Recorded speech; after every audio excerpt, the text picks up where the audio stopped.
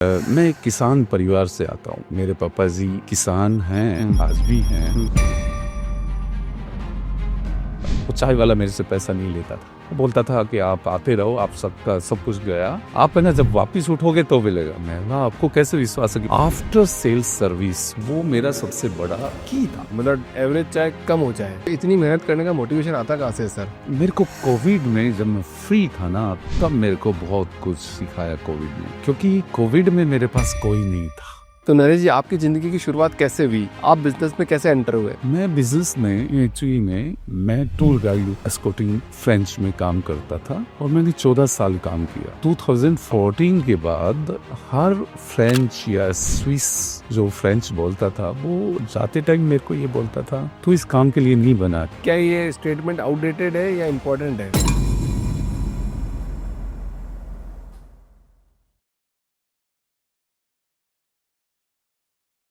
नरेश कुमार जी, बहुत बहुत स्वागत है आपका द फाउंडर्स ड्रीम के अंदर। कैसे हैं सर आप? मैं ठीक हूँ सर, नमस्कार आपका। सर, एक मूवी देखी थी 3 इडियट, और सभी लोगों ने देखी होगी, जितनी हमारी ऑडियंस है उन्होंने भी देखी होगी। तो 3 इडियट में बोला जाता है ना कि जो दिल को अच्छा लगे वो करना, उसके अलावा कुछ करना मत। तो आपकी ज़िंदगी वहीं से रिलेट करती है। क्या आपको ऐसा लगता है सर कि जो दिल में है वही करेंगे तो सक्सेस मिलेगी? हाँ, मेरे को ऐसा लगता है कि दिल में जो है वो करना चाहिए आपको। मतलब जो दूसरे आदमी क्या बोलेंगे उससे नहीं डरना चाहिए, आपको जो दिल में है वही करना चाहिए। तो नरेश जी, आपकी ज़िंदगी की शुरुआत कैसे हुई? आप बिजनेस में कैसे एंटर हुए? मैं बिजनेस में एक्चुअली मैं टूर गाइड एस्कॉर्टिंग फ्रेंच में काम करता था और मैंने 14 साल काम किया। 2014 के बाद हर फ्रेंच या स्विस जो फ्रेंच बोलता था वो जाते टाइम मेरे को ये बोलता था, तू इस काम के लिए नहीं बना, तू तो बिजनेस के लिए बना है। इसलिए मेरे को बिजनेस के बारे में आइडिया आया कि यार मैं बिजनेस ही करता हूँ। फ्रेंच वाले लोग बोलते थे? हाँ, वो लोग बोलते थे कि नहीं तू इसके लिए नहीं बना। तो क्यों बोलते थे ऐसी बात?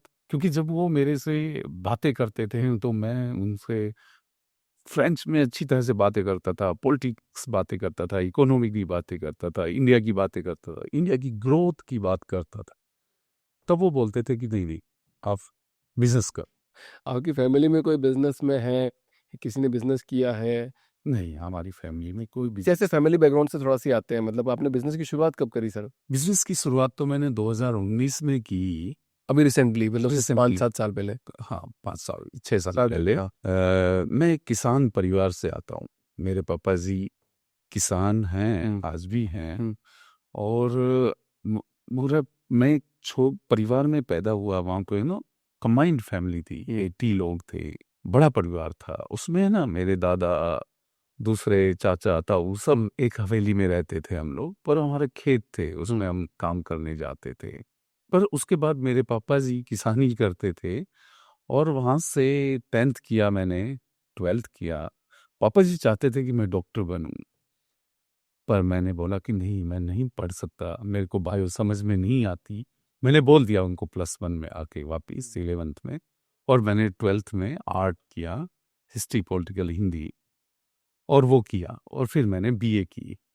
पापा जी बहुत नाराज थे कि भाई डॉक्टर बहुत पैसा कमाते हैं, तू तो कम कमाएगा, ये खेती बाड़ी करेगा तो क्यों। तो मैंने बोला नहीं, नहीं कर सकता, डॉक्टर नहीं बन सकता, मैं खुश रहूंगा। मैंने फिर बीए में हिस्ट्री पॉलिटिकल हिंदी ली और मैंने ग्रेजुएशन किया। तो यही बात हो गई ना, 3 इडियट में यही बात बोली कि पापा मैं खुश रहूंगा, कम कमाऊंगा पर खुश रहूंगा। आपने देखी 3 इडियट मूवी? हाँ, मैंने देखी। जिसमें आर माधवन बोलते हैं कि पापा मैं फोटोग्राफी में रहूंगा, घर छोटा होगा, गाड़ी छोटी होगी, पर मैं खुश रहूंगा। हाँ, यही बात मैंने पापा जी को गाड़ी वाड़ी तो नहीं बोला, पर मैंने बोला मैं खुश रहूंगा। क्योंकि वो 99 में इतनी गाड़ियां नहीं थी, गांव में इतनी गाड़ियां नहीं थी भाई। हमारे पास तो बाइक भी नहीं थी।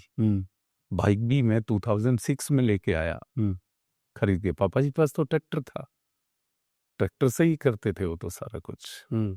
मैंने मेरे परिवार में 2006 में बाइक खरीदी अपनी। और मैंने कमाने के बाद, पर उससे पहले पापा जी तो कमा ही रहे थे ट्रैक्टर से, मम्मी मेहनत करते थे। तो आज आप खुश हो?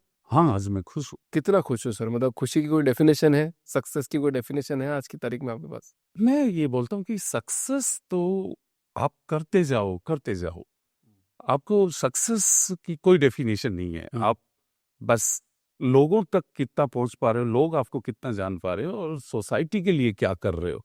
जो चीज सोसाइटी के लिए अच्छा कर रहे हो वही सक्सेस है मेरे लिए, मेरी भाषा में। तो 2018-19 में आपने जब बिजनेस स्टार्ट किया, उससे पहले की जर्नी क्या थी 7-8 साल की सर? कहाँ थे आप? मैं 2003 में मैंने बैचलर ऑफ आर्ट्स किया। 2004 में मैंने पोस्ट ग्रेजुएट में एमए पॉलिटिकल साइंस से फर्स्ट ईयर किया। फिर सेकंड ईयर में गांव में लोग बोलने लगे खेतों में रहेगा, क्या करेगा यहाँ पे। तो मैं वहां से निकल गया घर से 250 रुपये लेके, और 250 रुपये लेके निकला अगस्त 2004 में। हम्म।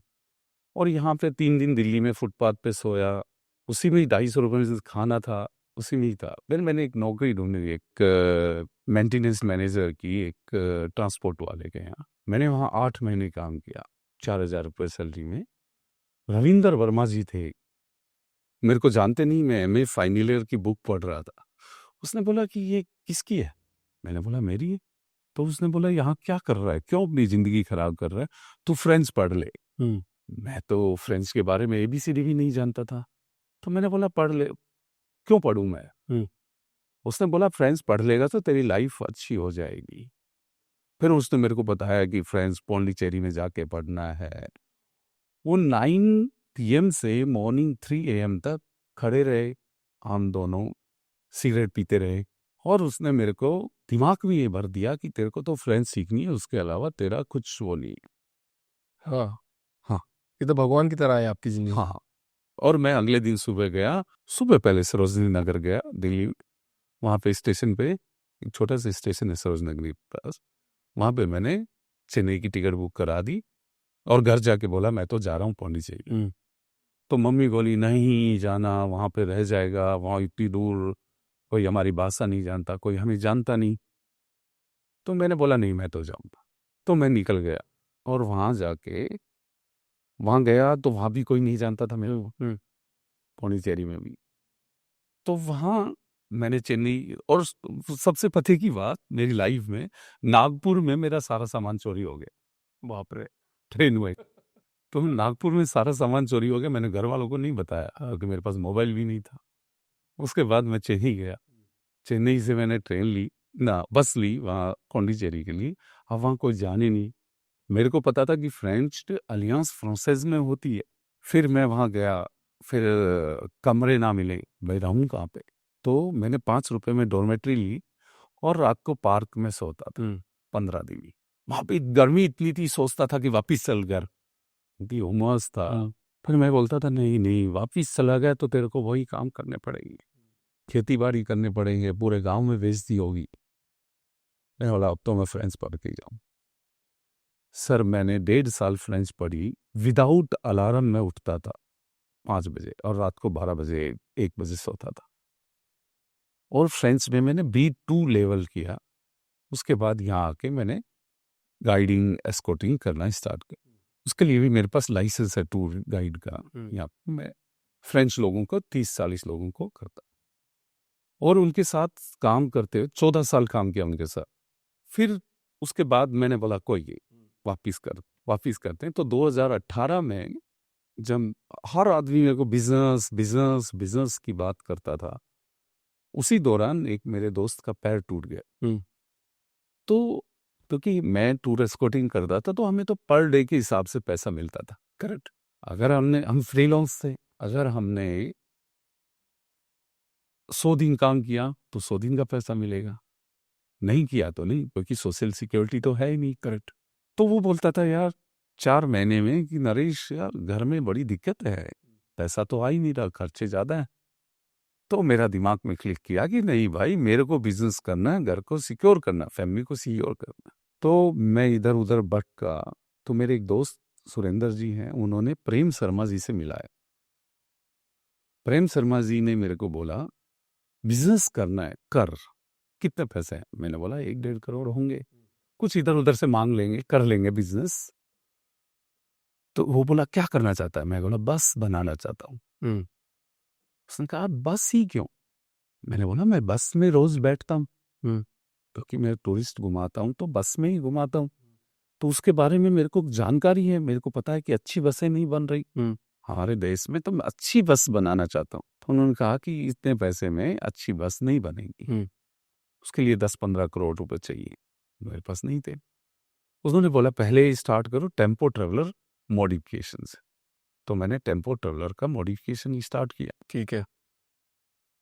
लोग बहुत जानते थे क्योंकि मार्केट में था। मैंने कुछ लोगों को फ़ोन किया, मेरे को ऑर्डर भी मिल गए, मैंने डाइयाँ बना ली, हो गया। मैंने सारा पैसा था वो लगा दिया और कोविड आ गया 2020 में एकदम से। 2020 में। 19 में किया हमने पहली गाड़ी, मई 2019 में ही डिलीवर की। हमने 40 से 50 ही गाड़ी बनाई कोविड आने से पहले। हमारे पास ऑर्डर बुक बहुत ज़्यादा थी, तो हमने काम भी स्टार्ट किया। हमने मतलब प्रिपरेशन की बहुत ज़्यादा, और प्रिपरेशन में भी हमने माल तैयार किया 100 गाड़ी का, कि गाड़ियाँ आ रही हैं, गाड़ियाँ आ रही हैं। एकदम से कोविड आ गया और सब कुछ बंद हो गया, और हमारा माल कोविड आते ही बंद हो गया सब कुछ, और हमारा माल जो है ना वो खराब होता गया। क्योंकि महीना, 2 महीना, 3 महीना, क्योंकि टूरिस्ट का काम तो बिल्कुल बंद हो गया। 3 महीना, 4 महीना, 5 महीना। अब सर मैं तो फ्री हो गया बिल्कुल। उधर से लोग कर्जा मांगने वाले आ गए, तो मैं पूरी रात नहीं सोता था। मैं चाय की ठेली पे बैठा रहता था। वो चाय वाला मेरे से पैसा नहीं लेता था। वो बोलता था कि आप आते रहो, आप सबका सब कुछ गया, आप है ना जब वापिस उठोगे तो मिलेगा। मैं बोला आपको कैसे विश्वास है कि मैं वापिस? बोला मेरे को विश्वास है कि आप सारे दिन सोचते रहते हो, आप हंसते रहते हो इतने पूरे समय में भी। तो हमने बहुत कोशिश की। 1 साल मकान, बच्चों की स्कूल रोक दी, ऑनलाइन भी रुक गई 20 दिन, कि भाई पैसा नहीं है। फिर मेरे 1-2 दोस्तों ने मदद की, 1-2 रिश्तेदारों ने मदद की। उन्होंने बोला कि यार है ना तू कुछ करेगा, हौसला मत हार। मैंने बोला मैंने कभी हौसला नहीं हारा, कुछ करेंगे। मैंने बोला कि 2 साल तक कुछ नहीं होगा, क्योंकि टूरिज्म इंडस्ट्री बैठी रहेगी। 2 साल के बाद में उठेगा, और जब उठेगा तो ऐसा उठेगा कि ऑर्डर्स की कमी नहीं रहेगी, पर उसमें मेरे को कैच करना है। तो उसको हमने कैच किया। तो कैसे कैच किया ये भी बताइए। सर 2022 में जो है, मैं उसी में ही बैठा रहता था फैक्ट्री में। 1500 मीटर की थी, छोटी रेंट की थी, और उसी में बैठा रहता था, सोचता रहता था। फिर थोड़ा बहुत काम स्टार्ट होने लगा। लोग है ना पुराने टेम्पो ट्रेवलर खरीद फरोख्त करने लगे। तो मेरे पास से ना गुजरात से 2 बंदे आए, अमित पटेल और विजय भाई राजपूत। उन्होंने मेरे से टेम्पो ट्रेवलर का रिपेयरिंग कराया, 1, 2, 4, 6। फिर उन्होंने बोला कि अब काम उठ गया है नए का, तो हम आपके साथ नए टेम्पो ट्रेवलर भी लाते। तो उससे उन्होंने मेरे को बहुत मतलब गुजरात में इंट्रोड्यूस किया। उन्होंने टेम्पो ट्रेवलर बनाए, हमने सोशल मीडिया का सहारा लिया। उनकी वजह से फिर बस कारवां चलता गया। एकदम से इतने ऑर्डर आए कि लोग बोले यार संभाल ही नहीं पाएगा। मैंने बोला क्यों नहीं संभाल पाऊंगा। मैंने अपनी मिसेज जो बीए एमए हैं, नॉन टेक्निकल हैं, मैंने उनको बोला कि आप आइए, आप कंपनी देखिए, मैंने कस्टमर से बात करता हूँ, आप प्रोडक्शन देखिए। तो मेरी मिसेज ने प्रोडक्शन देता था, मैंने कस्टमर से बात की, और दोनों ने मिलके, हम अपने बच्चों को भी भूल गए। हम दोनों घर से 7:30 पे निकलते थे, और वो रात को 7:30 पे आती थी वापिस। 8 भी बज जाते थे। मैं तो आधी बार आता था, नहीं आता था, 3 किलोमीटर दूर रहते थे। और हमने ना 50-50 tempo traveller per month deliver किए मॉडिफाई करके। 1 साल तक हमने ऐसे बेदमादम मेहनत की कि हमारा इतना वो हुआ। और फिर मैडम क्वालिटी पे भी बहुत ध्यान देती थी। देखिए मैडम है ना 12 से 13 घंटे खड़ी रहती थी। मेरा हर कस्टमर जानता है टेम्पो ट्रेवलर मॉडिफिकेशन वाला, कि प्लांट को मैं नहीं, मेरी मिसेज चलाती थी। हमने छोटे से प्लांट में इतने टेम्पो बनाए, हमारे पास लोग भी रहे, हम टेम्पो ट्रेवलर मॉडिफाई किए। तो हर कस्टमर आता था, बोलता था नरेश ये टेम्पो ट्रेवलर का छोटा मार्केट है, आप बस बनाओ। मैंने बोला यार जब कोरोना में सब कुछ खत्म हो गया, कर्जा हो गया, खाने को पैसा नहीं, और तब इतना एकदम से वापिस आ गया। कंपनी 1.5 करोड़ से 10 करोड़ पे पहुंच गई, 0 से 10 करोड़ एक साल में। तो हमने बोला यार हम कर सकते हैं, हम बस भी बना सकते हैं। तो मैंने हमारे मिसेज रीता जी से पूछा कि भाई बस बना लें। बोला बना लो। उन्होंने एक बार भी मना नहीं किया। हमने एक और प्लांट देखा 15,000 मीटर का। मैंने बोला कि अब हम इसको खरीदेंगे तो हम खरीद नहीं सकते, क्योंकि खरीदने में इतना पैसा नहीं है कि 10 करोड़ पहली बार ही तो हुआ है, हमें फिर रेंट पे लेना पड़ेगा। हाँ उन्होंने बोला रेंट पे लो पर करो। तो हमने, क्योंकि वो तो है 10 करोड़, हमें पता था कि हमें 10 करोड़ की मशीनरी भी चाहिए बस बनाने के लिए, क्योंकि बस छोटा मोटा तो वो नहीं है। फिर मैंने स्टडी की बस कि क्यों हमें बस में आना चाहिए। भारत में इंडियन रेलवे में लोग, हम सोचते हैं कि बहुत ज्यादा इंडियन रेलवे चलती, इंडियन रेलवे में 2.5 करोड़ के आसपास पर डे लोग सफर करते, और इतनी मेट्रोज हैं उनमें 1.25 करोड़ के आसपास करती हैं, और बस में 35 करोड़ के आसपास करते हैं। स्टाफ बस, school bus, roadways, sleeper, tourist, 35 crore per day इधर से उधर होता है, लोकल बसेस। तो मैंने बोला ये तो समुंदर, हमें तो बस बनानी चाहिए, हम टेम्पो ट्रेवलर तो बना ही रहे हैं।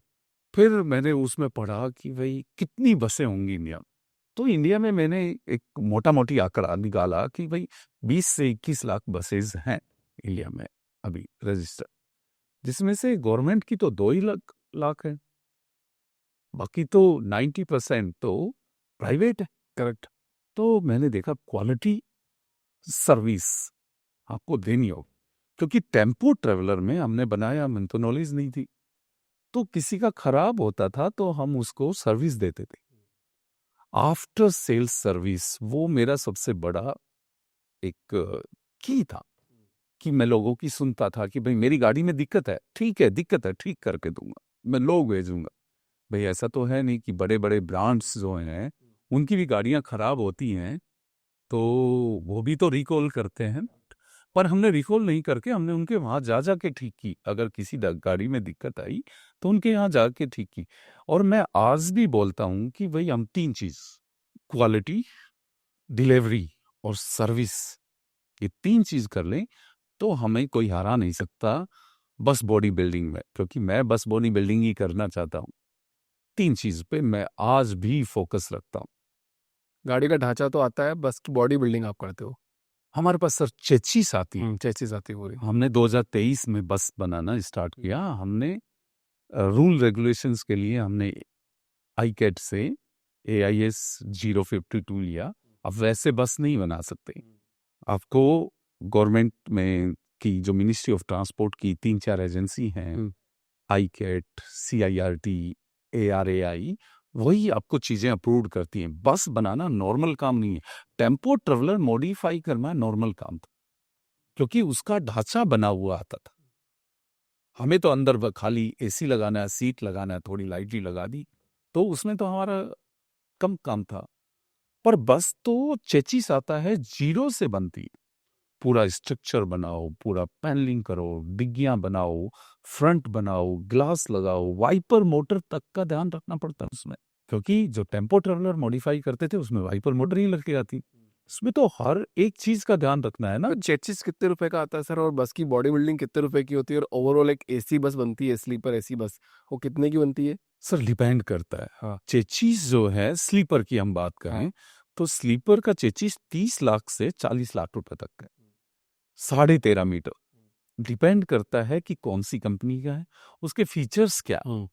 एक तो आजकल है ना हमारे रोड बहुत बढ़िया हो गए, तो उसमें चेचिस में आजकल लोग एयर सस्पेंशन ले रहे हैं, तो वो महंगी है। रिटार्डर ले रहे हैं, रिटार्डर है ना, वो ब्रेक को ऑटोमेटिक लगाती है, तो लोग वो ले रहे हैं। अच्छे एग्रीगेटर, अच्छे ऑपरेटर, अच्छे ट्रांसपोर्टर 13.5 मीटर ले रहे हैं, 12 मीटर भी ले रहे हैं, पर वो एयर सस्पेंशन और रिटार्डर और पूरी सुविधाओं के साथ लेते हैं, तो ये 30 से 40 लाख का आता है। अब आ जाइए बस की बॉडी 13.5 मीटर। अब 13.5 मीटर की बस की स्लीपर की body with AC with GST सारा 30 लाख से 40 लाख में बनती है।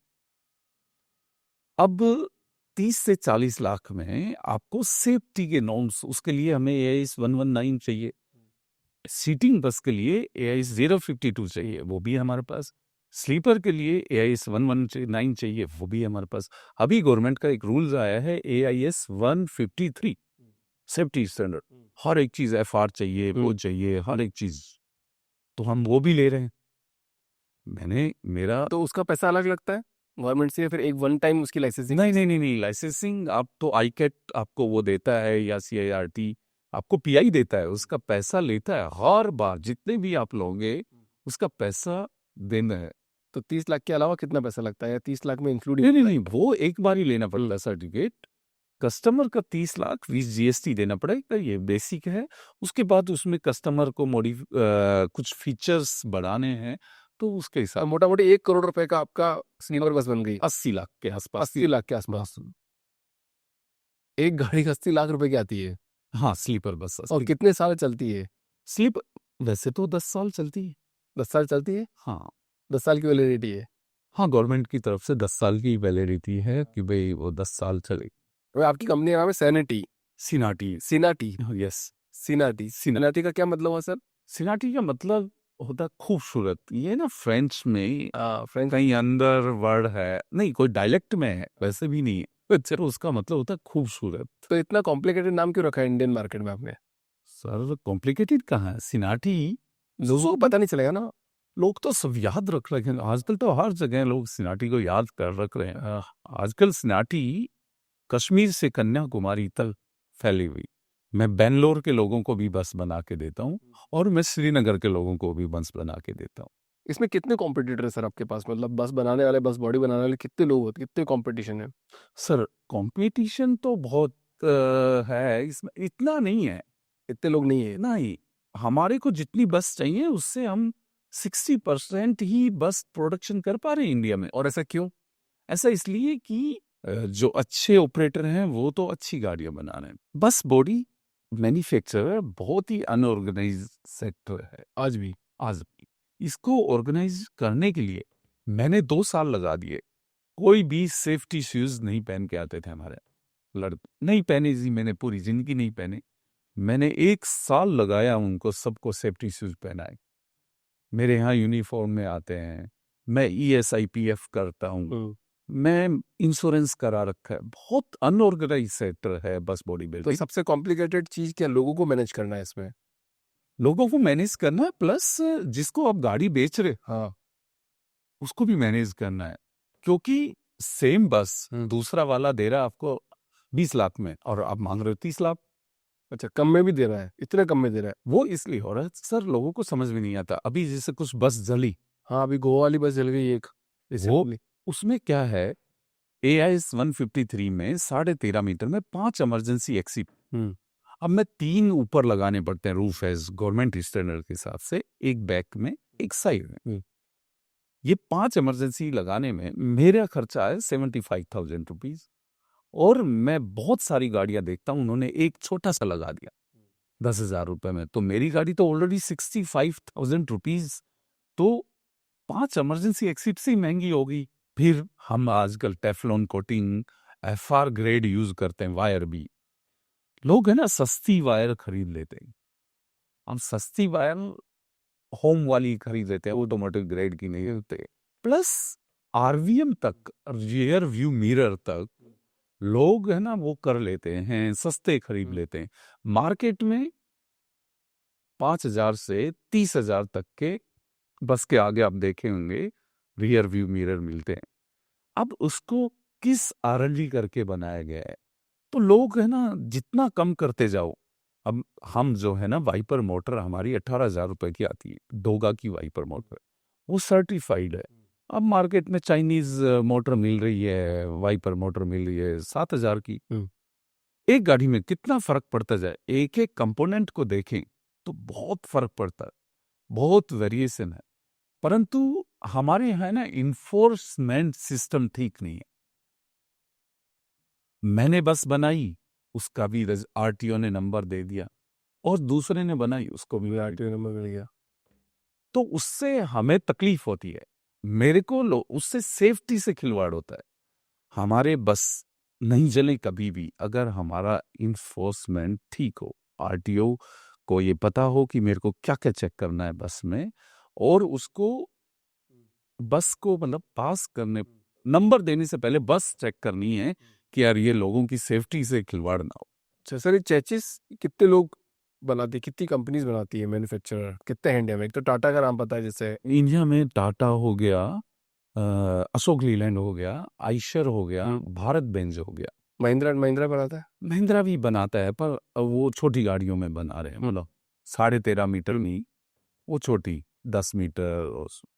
मेन आजकल है ना ये 4 कंपनियां ज्यादा दे रही हैं बड़ी बसों का, क्योंकि 2 तरह के चेचिस है ना। एक तो जो मैं जो सबका काम करता हूँ वो नीश मार्केट है, मेरा टूरिस्ट का वाले करता हूँ जिसको ट्रेवल करता है।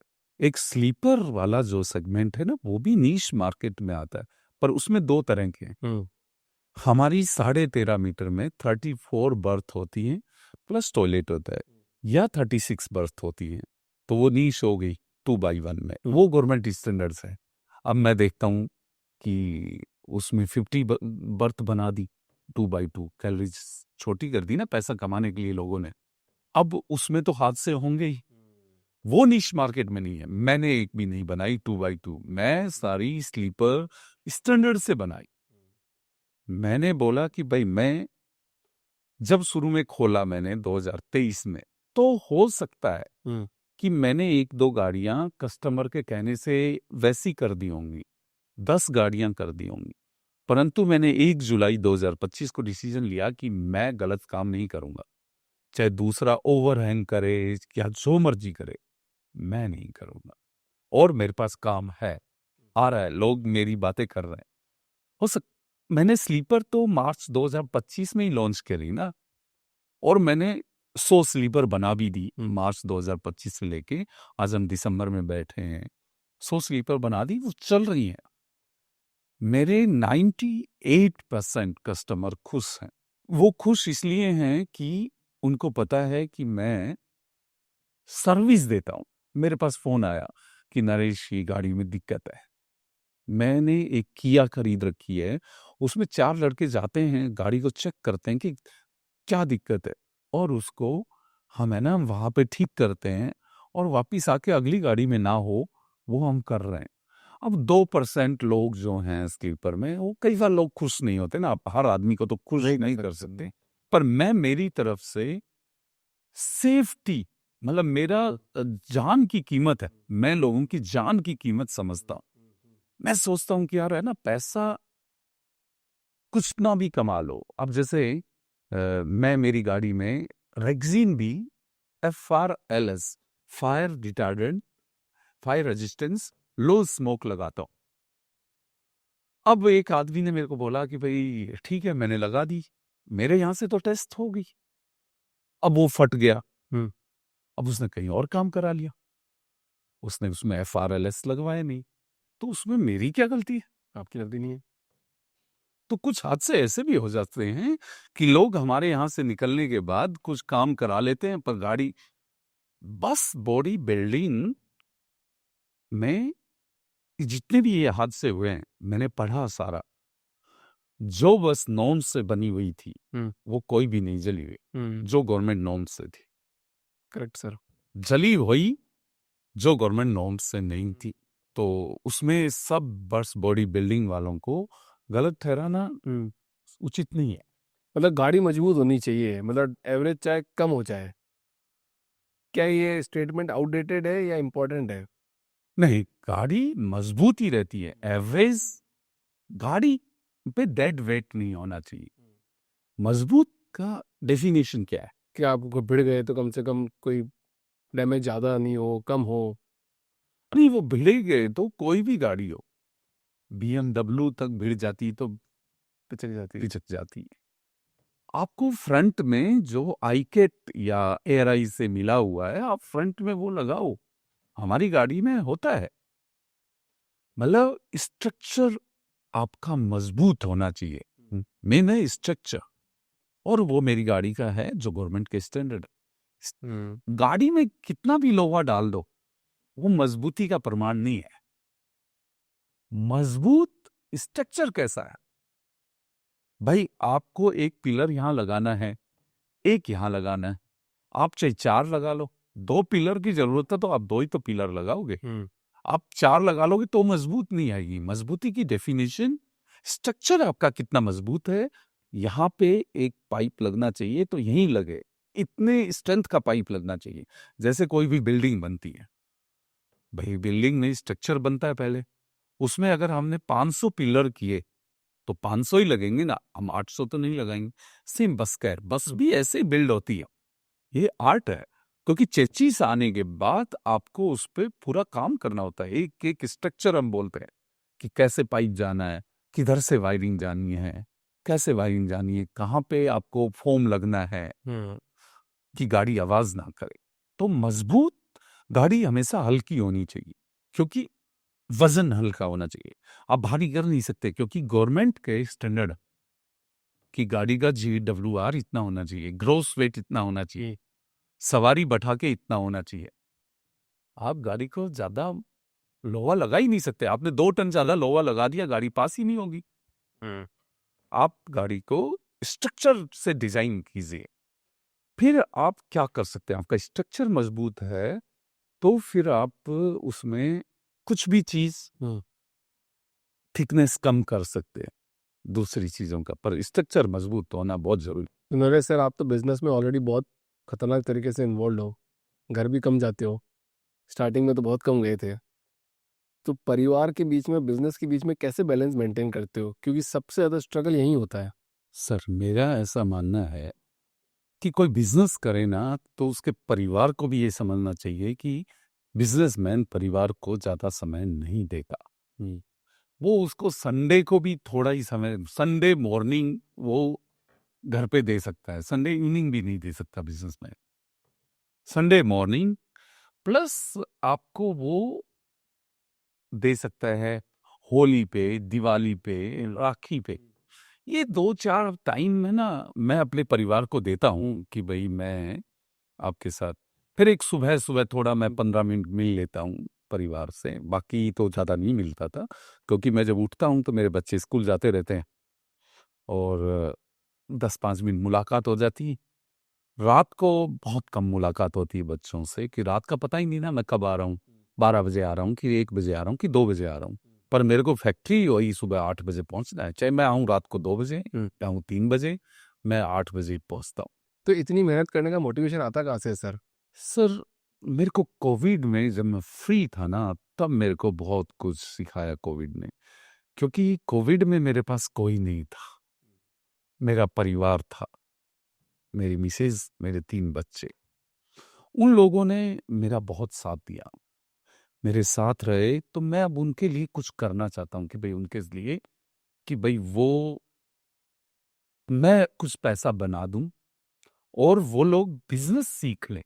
मेरा मोटिव ये है कि मेरे तीनों बच्चे बिजनेस करें, ये करें चाहे दूसरा करे, पर बिजनेस करें। कैसे नहीं करें, बिजनेस करें। तो मैं उनको बिजनेस सिखाना चाहता हूँ। तो वो मेरे साथ ये देखेंगे कि यार पापा से नहीं मिल रहे, तो उनको भी यही आदत पड़ेगी ना कि बिजनेस में टाइम नहीं होता। देखो बिजनेस, आप ये सोचो कि भाई बिजनेस में 8 घंटे आप काम करें और आप बिजनेस सेटअप कर लें, ऐसा हो नहीं सकता मेरी नजर में। आपको काम करना पड़ेगा। You have to do 365 days 24/7 if you want to do business.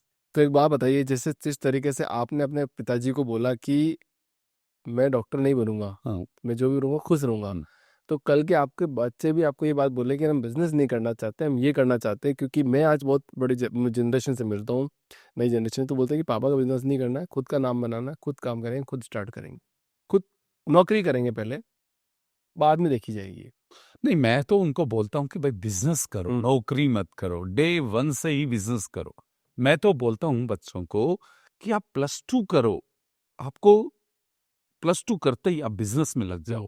जब तक आप MBA करोगे तब तक तो आपका बिजनेस हजारों करोड़ का हो चुका होगा, ये मेरा मानना है। क्योंकि मैं 2022 में जब हमने कंपनी रीस्टार्ट की तो हम 1.5 करोड़ पे थे, 2023-24, और इस साल हम 100 करोड़ पे आए। 100 करोड़ पे हुआ अभी? हाँ 100 करोड़ 31 मार्च तक हम 90 से 100 करोड़ पे क्लोज करेंगे। 2025 हाँ 25-26 वाला। हाँ 25-26 वाला। तो अब 100 करोड़ में करेंगे तो बच्चों को भी ये समझना पड़ेगा ना कि भाई 100 करोड़ करूंगा, मैंने तो करके दिखा दिया, मेरी तो बुक्स में है, मेरे तो बैंक के ट्रांजैक्शन में है कि मैंने इतने का किया, 1.5 करोड़ से 100 करोड़ 4 साल में। तो मैं तो ये चाहता हूं ना कि भाई अगली साल मैं 2000 बसें बनाऊं मिनिमम, और मैं 500 करोड़ का करूं। मैं तो ये सोच रहा हूं कि मैं इलेक्ट्रिक व्हीकल बनाऊं और मैं 1000 करोड़ का करूं अगली साल ही, क्योंकि आज मेरे को नो हाउ पता है। मैं इंजीनियर्स भर्ती करते जा रहा हूं मेरी कंपनी में, मैं सिस्टम ला रहा हूं। पहले मेरा क्या था कि मेरा फोन बहुत ज्यादा, मेरी 200 से ज्यादा कॉल्स थी मेरी पर डे, और उसको भी संभालता था, बिजनेस भी संभालता था। अब मैंने उस पर IVR सिस्टम लगाया, AI चैटबॉट लगाया। तो मैंने खुद चैट जीपीटी का प्रो सब्सक्रिप्शन ले रखा है, 20,000 रुपए देता हूं। को अब मैं सिस्टम को सिस्टम से ही ले रहा हूं। मतलब आपको सोचना है, आज मेरे को सोचना है, इंजीनियर्स फिर आजकल सोचने की जरूरत नहीं ना, AI आपको बता देता है कि ये करना है तो करना है। तो नए एंटरप्रेन्योर को क्या मैसेज देना चाहोगे? आपने तो बिजनेस बना लिया 2-4 साल में, आपकी तो किस्मत अच्छी रही। सर किस्मत से ज्यादा मैं कर्म पे भरोसा बट रखता हूँ। 3 साल ही हुए ना सर, अभी अगर देखा जाए तो 4 साल में।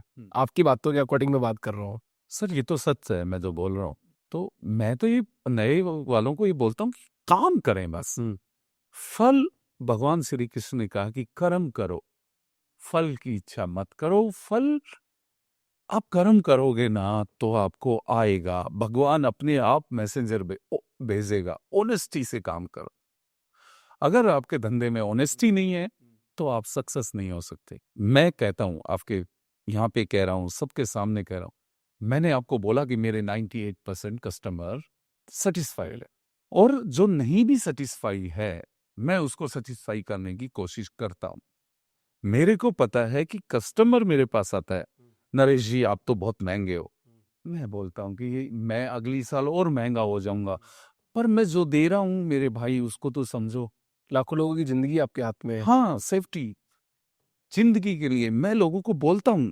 मेरा छोटा भाई अपने दोस्त को लेके आया, बोला यार ये 25 लाख की बस मत बनाओ, इनकी सीटर बस, आप इनकी 20 लाख की बना दो, आप इसमें ये लगा दो ये लगा दो। मैंने मेरे भाई को मना कर दिया कि भाई मैं नहीं कर सकता, क्योंकि मैं गलत काम नहीं करूंगा। मैंने 2.5 साल हो गई मेरे को बस बनाते हुए, आज मेरे को 2.5 साल हो गई। 2.5 साल में मैंने अगर शुरू की 100 गाड़ी में किया हो तो मैं कह नहीं सकता, पर उसमें भी मैंने कोशिश की कि गलत ना हो। पर आज मैं गलत काम नहीं कर सकता, ये मैंने मेरे भाई को भी मना कर दिया था। क्योंकि लोग तो क्या है, कस्टमर तो बोलेगा कि मेरे को तो स्लीपर बस को ट्रक बना दो। मैंने देखा है ना, स्लीपर में ऊपर 4-4 फुट ऊपर सामान आता है, तो स्लीपर है ना, वो ट्रक तो है नहीं। तो कुछ ऑपरेटर्स का माइंडसेट है कि हम लोग कस्टमर को वही दे, केवल बस यात्रा के लिए ही रखें, मतलब पैसेंजर को इंटरसिटी में ही यूज करें। कुछ ऑपरेटर का माइंडसेट है कि इंटरसिटी की बजाय हम पार्सल में यूज करें, ऊपर पार्सल आए तो वो क्या इन्फोर्समेंट को दिखता नहीं। सर मैं लोगों की सेफ्टी की बात कर रहा हूं। भाई हमें बहुत ज्यादा बसेस चाहिए। इंडिया इतना ग्रोथ कर रहा है, हमारे यहाँ डेमोग्राफी बढ़ रही है, हमारे यहाँ पे रोड्स बढ़िया हो रही। आज हमारे पास 30,000 स्लीपर है, हमें आने वाले 5 साल में हमें 30,000 से ज्यादा चाहिए, क्योंकि लोगों को इधर से उधर ले जाना है। भाई मैंने जो पढ़ा, एयरपोर्ट, कितने एयरपोर्ट्स, 5 लाख का रिकॉर्ड है एक दिन में सबसे ज्यादा पैसेंजर को ले जाने। करेक्ट। और बसेस ले जाती, बसेस ही ले जा रही सर। बसेस ही ले जा रही है, रोड बढ़िया हो रहे हैं। अब दिल्ली मुंबई एक्सप्रेस वे 10 से 12 घंटे में जाएगी गाड़ी, तो लोग कौन करेगा। दिल्ली जयपुर 4 घंटे में जा ही रही ना आज गाड़ी। भाई आप दिल्ली से जयपुर फ्लाइट क्यों लोगे? नहीं लेंगे, नहीं लेगा, कोई भी नहीं लेगा। आजकल है ना स्पीड बहुत है। गडकरी साहब ने बहुत रोड बनाए, पर उसके लिए इन्फोर्समेंट को ठीक होना पड़ेगा कि बस को बस रहने दें, ट्रक ना बनाए। बहुत बढ़िया सर। तो अभी मान लो कि आपका 100 करोड़ का बिजनेस ऑलरेडी कर रहे हो, सो आपको इन्वेस्टमेंट की भी जरूरत रहेगी, तो आप इन्वेस्टर भी देख रहे होगे। सर हाँ, ये तो आपने सही सवाल पूछा, क्योंकि मेरे को इन्वेस्टर तो चाहिए। क्योंकि आज मेरे को 100 करोड़ से अगर 1000 करोड़ 2000 करोड़ ले जाना है 1-2 साल में, और वो मैं ले जाऊंगा, मैं कॉन्फिडेंट कि मैं 1-2 साल में इसको 2000 करोड़ से ऊपर ले जाऊंगा ही ले जाऊंगा। उसके लिए इन्वेस्टर की तो जरूरत पड़ेगी ना, क्योंकि मेरे को ईवी में भी आना है।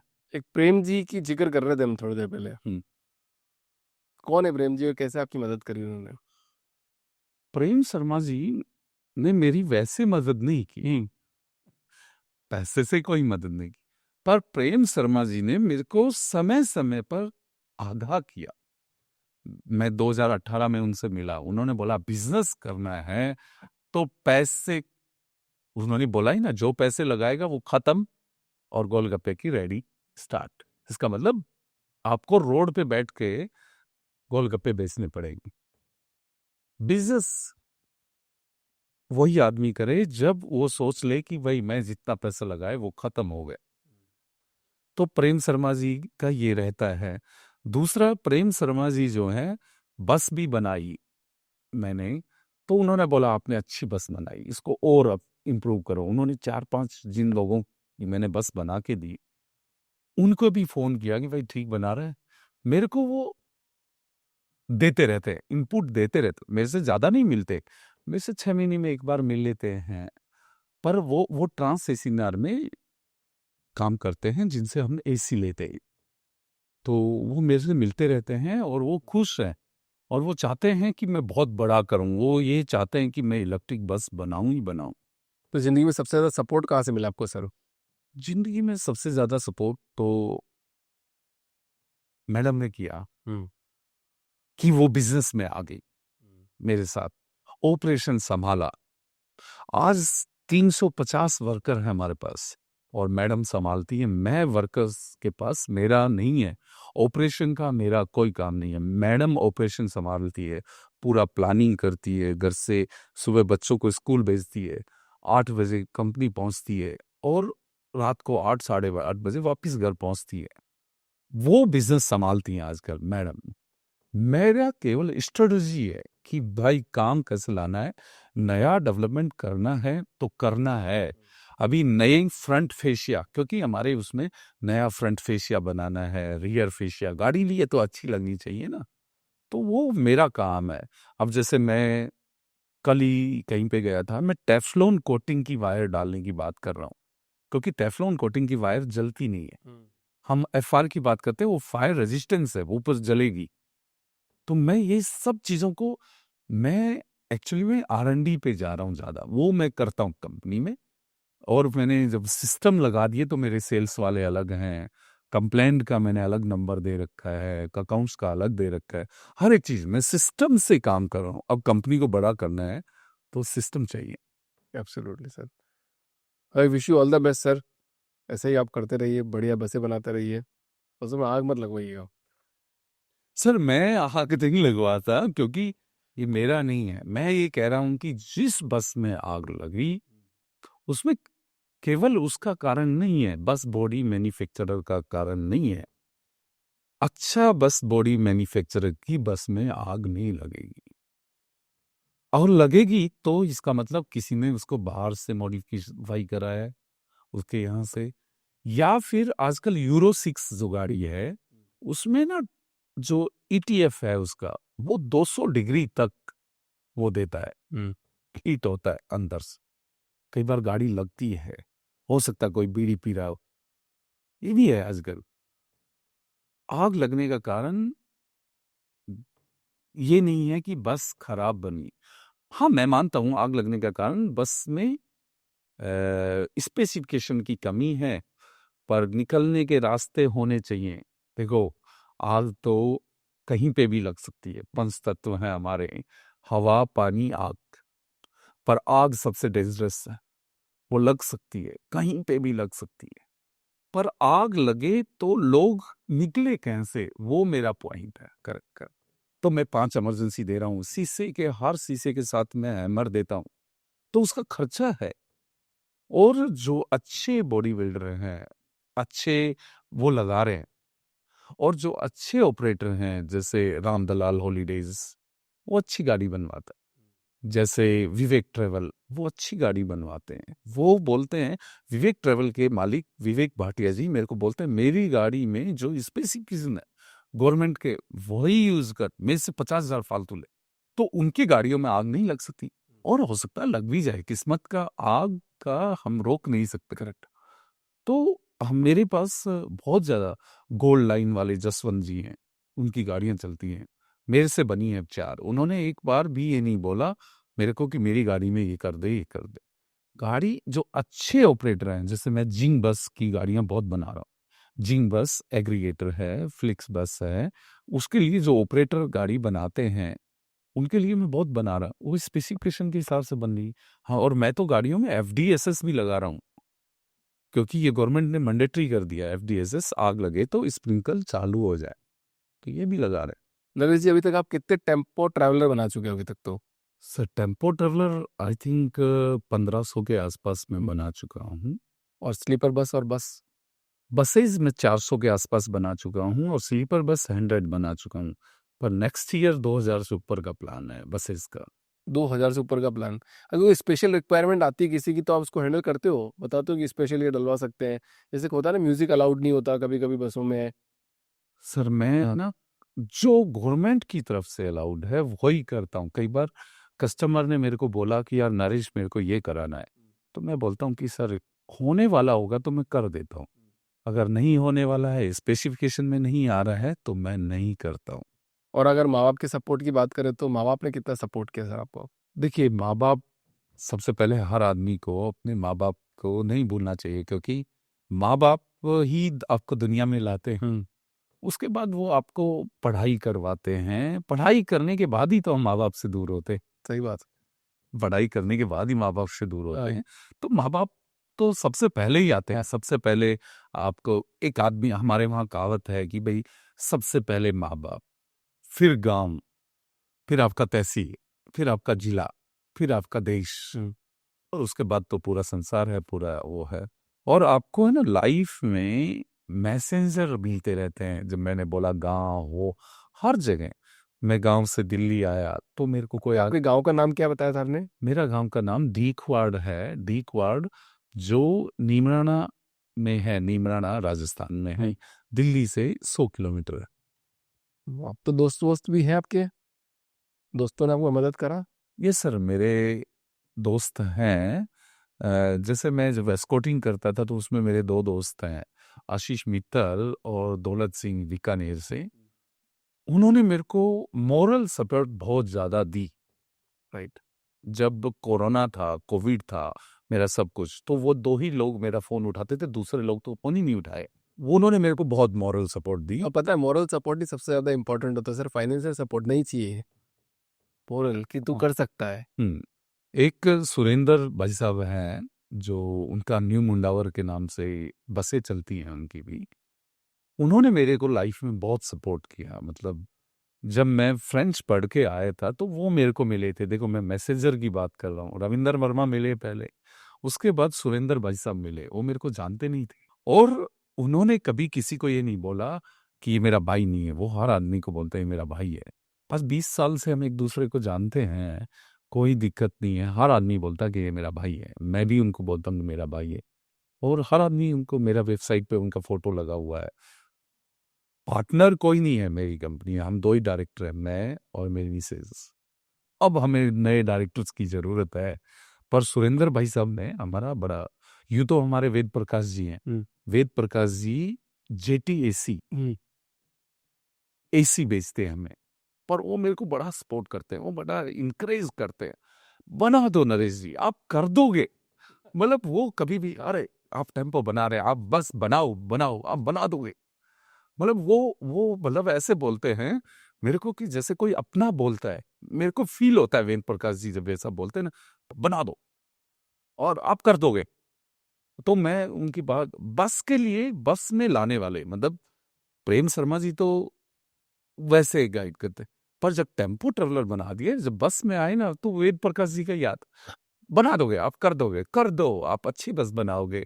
और मैंने कर दिया। वो हर बार मेरे को इंकरेज करते रहते हैं। विजय भाई, अमित भाई का जैसे मैंने जिक्र किया गुजरात वाले, वो भी करते रहे।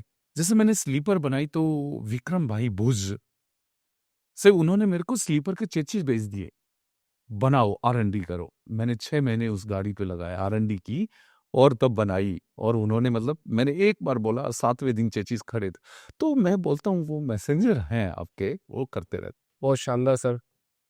नरेश जी, बहुत बहुत धन्यवाद पॉडकास्ट में आने के लिए। और जो आप चाहते हैं इस पॉडकास्ट के माध्यम से, वो आपको जरूर मिलेगा। सर ये मैं तो सोचता ही हूँ कि भाई लोगों को बस सेफ्टी रहे, बस बॉडी बिल्डिंग ऑर्गेनाइज सेक्टर है, इन्फोर्समेंट बढ़िया काम करे,